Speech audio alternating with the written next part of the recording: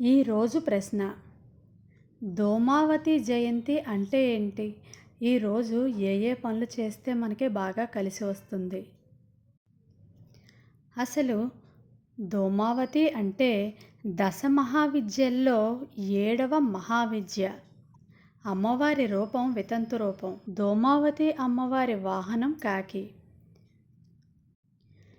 ఎవరైతే అప్పులతోనూ, శని బాధలు, శత్రు బాధలు, ఎవరి జీవితంలో అయితే పనులు ఆగిపోయాయో అవి తీర్చడానికి ధూమావతి తల్లి చాలా శక్తివంతమైనది. అయితే ఈ ధూమావతి జయంతి రోజు మనం ఏం చేయాలి? మొదటగా ఉపవాసం ఉండగలిగితే ఉపవాసం చేస్తే మంచిది.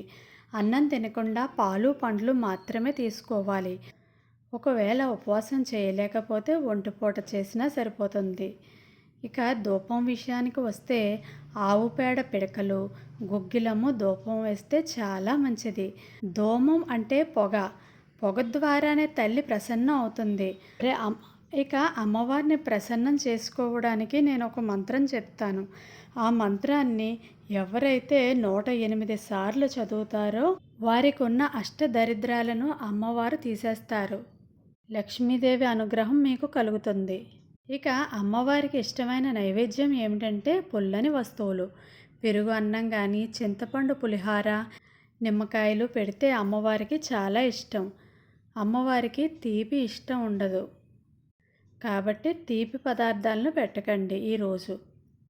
ఇక దానాల విషయానికి వస్తే పేద వితంతువులకు తెల్ల చీర కానీ, పసుపు కుంకుమ కానీ దానం చేస్తే 1,00,00,000 రెట్ల ఫలితం వస్తుందట.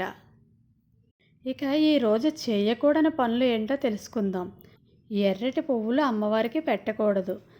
తెల్లటి పువ్వులైన మల్లె పువ్వులు, లిల్లీ పువ్వులు లాంటి పుష్పాలతో పూజ గనక చేసినట్లయితే ఆ అమ్మ అనుగ్రహం మనకి తొందరగా కలుగుతుంది. సంతోషంగా అలంకరణగా ఉండే పూజ వద్దు. ధూమావతి తల్లి వైరాగ్య రూపం కాబట్టి సింపుల్గానే పూజ చేయాలి. ఈరోజు స్పెషల్ రెమెడీ ఏమిటంటే అప్పులతో ఎవరైతే బాధపడుతున్నారో వారు ధూమావతి అమ్మవారికి పూజ చేసినట్లయితే అశుభాన్ని తీసేసి శుభాన్ని ఇస్తుంది. ఈరోజు సాయంత్రం 6:15కి ఇంటి నిండా ఎవరైతే చక్కగా ధూపం వేసి దీపం వెలిగించి ఓం ధూం ధూం ధూమావతి స్వాహ అని 108 సార్లు ఎవరైతే చదువుతారో వాళ్ళకున్న అప్పులన్నీ ఈ రోజుతో పటాపంచలైపోతాయి. ధూమావతి అమ్మవారికి ఆర్భాటాలు అక్కరలేదు. సింపుల్గా గుగ్గిలం కానీ, సాంబ్రాణి కానీ ఉంటే దాంతో ఇల్లంతా ధూపం వేయండి. ఓం ధూం ధూం ధూమావతి స్వాహ అంటూ మంత్రాన్ని చదువుతూ ఇల్లంతా ధూపం వేయండి.